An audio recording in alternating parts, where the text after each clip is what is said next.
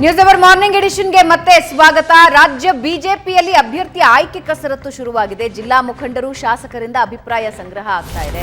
ಯಲಹಂಕದ ಖಾಸಗಿ ರೆಸಾರ್ಟ್ನಲ್ಲಿ BJP meeting ನಡೆಯಿತು.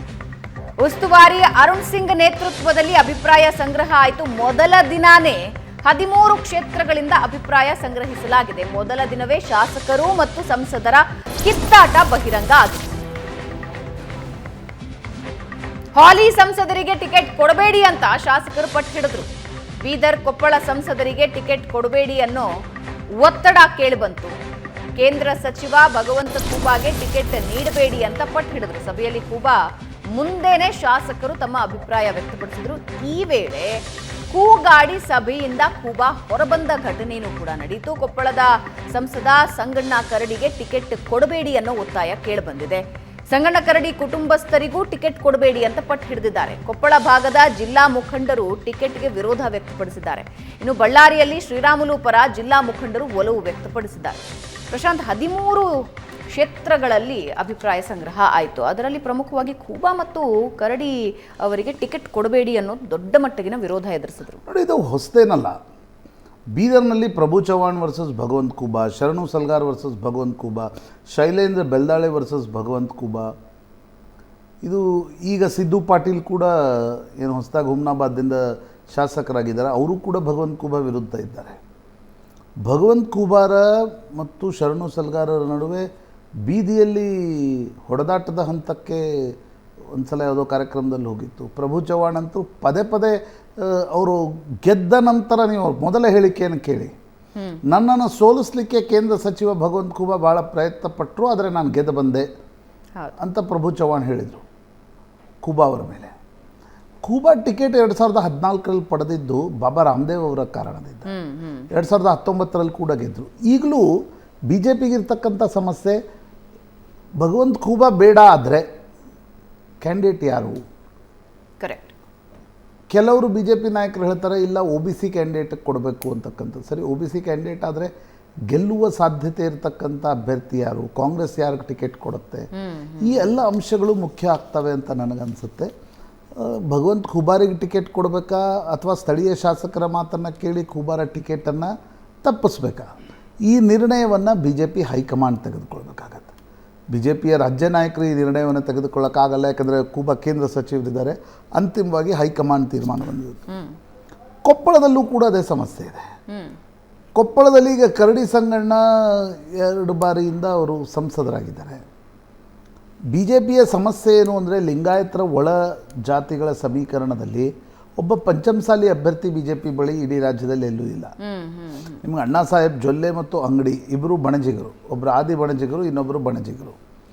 ಬಾಗಲಕೋಟೆಯಲ್ಲಿ ಗದ್ದಿಗೌಡರು ಗಾಣಿಗ ಲಿಂಗಾಯತ ಸಮುದಾಯ.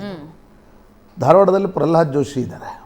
ಹಾವೇರಿಯಲ್ಲಿ ಉದಾಸಿ ಬಣಜಿಗ ಸಮುದಾಯಕ್ಕೆ ಸೇರಿದರು. ಇನ್ನೊಬ್ಬರು GM ಸಿದ್ದೇಶ್ವರ್ ದಾವಣಗೆರೆಯಲ್ಲಿ, ಅವರು ಸಾದ ಲಿಂಗಾಯತ ಸಮುದಾಯಕ್ಕೆ ಸೇರಿದವರು. ಶಿವಮೊಗ್ಗದಲ್ಲಿ ಯಡಿಯೂರಪ್ಪನವರ ಪುತ್ರ ರಾಘವೇಂದ್ರ, ಅವರು ಪಂಚಮಸಾಲಿ ಅಲ್ಲ. ಹೀಗಾಗಿ BJPಗೆ ಪಂಚಮಸಾಲಿ ಅಭ್ಯರ್ಥಿಯನ್ನು ಕೊಡಬಹುದು ಅಂತ ಸಾಧ್ಯ ಇರೋದು ಕೊಪ್ಪಳದಲ್ಲಿ ಮಾತ್ರ. ಇನ್ನು ಬೇರೆ ಕಡೆ ಎಲ್ಲಾದರೂ ಬದಲಾವಣೆ ಮಾಡಿ ಪಂಚಮಸಾಲಿ ಕೊಟ್ಟರೆ ಕೊಪ್ಪಳದಲ್ಲಿ ಅಭ್ಯರ್ಥಿಯನ್ನು ಬದಲಾಯಿಸ್ಬೋದು. ಆದರೆ ಸಮಸ್ಯೆ ಏನಿರುತ್ತೆ ಭಾವನಾ, ಲೋಕಸಭಾ ಚುನಾವಣೆಯಲ್ಲಿ ಅಂದರೆ ಅಟ್ಲೀಸ್ಟ್ ಆ 8 ಕ್ಷೇತ್ರಗಳಿಗೆ ಪರಿಚಿತ ಇರತಕ್ಕಂಥ ಒಂದು ಮುಖ ಬೇಕು. ಸಂಘಟನೆ ಮತ್ತು ಸಮಾಜ ನೋಡಿ, 2 ವಿಷಯಗಳಿರ್ತವೆ. ಒಂದು ಪ್ಯೂರ್ ಸಂಘಟನೆಯಿಂದ ಬಂದಿರತಕ್ಕಂಥವ್ರು ಇರ್ತಾರೆ, ನಂತರ ಅವರನ್ನು ಸಮಾಜ ಒಪ್ಕೊಳ್ಳುತ್ತೆ. ಇನ್ನೊಂದು ಪ್ಯೂರ್ ಸಮಾಜದ ಗರಡಿಯಲ್ಲಿ ಸಮಾಜದ ಕೆಲಸಗಳನ್ನು ಮಾಡ್ತಾ ಬಂದಿರ್ತಾರೆ, ಅವರು ಸಂಘಟನೆ ಜೊತೆ ಜೋಡಣೆ ಆಗ್ತಾರೆ, ಜನಪ್ರತಿನಿಧಿಗಳಾಗ್ತಾರೆ. ನಿಮಗೆ 2ರಲ್ಲಿ ಒಂದಾದರೂ ಕ್ರೈಟೇರಿಯಾ ನಿಶ್ಚಿತವಾಗಬೇಕು. ಅಂಥವ್ರು ಯಾರಿದ್ದಾರೆ? ಕರಡಿ ಸಂಗಣ್ಣ ಬೇಡ, ಸರಿ, ಬೇರೆಯವ್ರು ಯಾರಿದ್ದಾರೆ ಅಂತಕ್ಕಂಥದ್ದು ಇನ್ನೂ ಆ ಹೆಸರುಗಳು ಹೊರಗಡೆ ಬರ್ತಾ ಇಲ್ಲ. ನನಗನ್ಸುತ್ತೆ ಕೆಲ BJP ದೊಡ್ಡ ಮಟ್ಟದ ಪ್ರಯೋಗ ವಿಧಾನಸಭೆಯಲ್ಲಿ ಮಾಡದಂತೆ ಈಗ ಮಾಡುವ ಸಾಧ್ಯತೆ ಕಡಿಮೆ. ಯಾಕಂದರೆ ನೋಡಿ ಏನಾಗಿದೆ, ಕರ್ನಾಟಕದ ವಿಧಾನಸಭೆ ಚುನಾವಣೆಯ ನಂತರ ಕರ್ನಾಟಕದ BJPಯಲ್ಲಿ ಒಂದು ಆತಂಕ ಇದೆ. ಸರಿ, ನೀವು ಖೂಬಾ ಅವ್ರ ಟಿಕೆಟನ್ನು ಕಟ್ ಮಾಡಿದ್ರಿ, ನಾನು ಹೈಪೋಥೆಟಿಕಲಿ ಹೇಳ್ತಿದ್ದೀನಿ, ಖೂಬಾ ಹೋಗ್ತಾರೆ ಅಂತ ಹೇಳ್ತಾ ಇಲ್ಲ. ಕಾಂಗ್ರೆಸ್ ಖೂಬಾ ಅವ್ರಿಗೆ ಗಾಳ ಹಾಕಿದರೆ, ಕರಡಿ ಸಂಗಣ್ಣ ಅವ್ರಿಗೆ ಕಾಂಗ್ರೆಸ್ ಗಾಳ ಹಾಕಿದರೆ, ನೀವು ಕೊಪ್ಪಳದಲ್ಲಿ ಕುರುಬರ ಮತಗಳು ಇದ್ದೇ ಇವೆ, ಕುರುಬರ ಮತಗಳ ಜೊತೆ ಪಂಚಮಸಾಲಿ ಮತಗಳು ಸೇರಿದರೆ ಕಾಂಗ್ರೆಸ್ ಸುಲಭವಾಗಿ ಚುನಾವಣೆಯನ್ನು ಗೆಲ್ಬೋದು. ಆ ಗಾಳದ ಕಾರಣದಿಂದ ಬಿ ಜೆ ಪಿ ಕೂಡ ಟಿಕೆಟ್ ಇಷ್ಟು ಬೇಗ ನಿರ್ಧಾರ ಮಾಡುತ್ತೆ ಅಂತ ನನಗೆ ಅನಿಸ್ತಾ ಇಲ್ಲ. ಮತ್ತು ಯಾರಿಗೆ ಕೊಡಬೇಕು ಅಂತಕ್ಕಂಥದ್ರ ಬಗ್ಗೆ ರಾಜ್ಯ ನಾಯಕರ ಮಾತೇ ಅಂತಿಮವಾಗಿರುತ್ತೆ, ಹೈಕಮಾಂಡ್ ಎದುರುಗಡೆ ಅಂತಿಲ್ಲ. ಹೈಕಮಾಂಡ್ ಪ್ರತ್ಯೇಕ ಸರ್ವೆ ನಡೆಸುತ್ತೆ, ಪ್ರತ್ಯೇಕವಾಗಿರ್ತಕ್ಕಂಥ ಅವ್ರದ್ದೊಂದು ಫೀಡ್ಬ್ಯಾಕ್ ಸಿಸ್ಟಮ್ ಇದೆ. ಆ ಕಾರಣದಿಂದ ಆದರೆ ಎರಡೂ ಕ್ಷೇತ್ರಗಳಲ್ಲಿ ಒಳಜಗಳಗಳು ಯಾವ ಮಟ್ಟಕ್ಕಿವೆ ಅಂತಕ್ಕಂಥದ್ದು ನಿನ್ನೆ ಟಿಕೆಟ್ನ ಮೊದಲ ಸಭೆಯಲ್ಲೇ ಸ್ಪಷ್ಟವಾಗ್ತಾ ಇದೆ. ಇನ್ನೂ ಅನೇಕ ಕ್ಷೇತ್ರಗಳಿವೆ ನನ್ನ ಪ್ರಕಾರ, ಅಂದರೆ ಈ ಎರಡೇ ಇಲ್ಲ, ಇನ್ನೂ ಅನೇಕ ಕ್ಷೇತ್ರಗಳಿವೆ ಅಲ್ಲಿ ಒಳಜಗಳ ತಾರಕದಲ್ಲಿದೆ, ಅದಲ್ಲಿ ಸ್ಫೋಟಗೊಳ್ಳುತ್ತಾ, ಇವೆಲ್ಲವೂ ನೋಡಬೇಕಾಗಿರ್ತಕ್ಕಂಥ ಅಂಶಗಳು ಅಂತ ನನಗನ್ಸುತ್ತೆ. ಬಟ್ ಕರಡಿ ಸಂಗಣ್ಣ ಮತ್ತು ಭಗವಂತ ಖೂಬಾರಿಗೆ ಇರ್ತಕ್ಕಂಥ ವಿರೋಧ ದ್ಯಾಟ್ ವಾಸ್ ಎಕ್ಸ್ಪೆಕ್ಟೆಡ್. ಆದರೆ ಟಿಕೆಟ್ ಕೊಡಬೇಕಾ ಬೇಡವಾ ಅನ್ನೋದು ಮುಖ್ಯ. ಅದು ಹೇಗೆ ಬಿ ಜೆ ಪಿ ತೀರ್ಮಾನವನ್ನು ತೆಗೆದುಕೊಳ್ಳುತ್ತೆ ಅನ್ನೋದು ಕುತೂಹಲಕಾರಿ ಅಂತ ನನಗನ್ಸುತ್ತೆ. ರೈಟ್ ವೀಕ್ಷಕರು, ಒಂದು ಚಿಕ್ಕ ಬ್ರೇಕ್ ತಗೋಣ. ಬ್ರೇಕ್ನ ನಂತರ ಮತ್ತಷ್ಟು ಸುದ್ದಿ.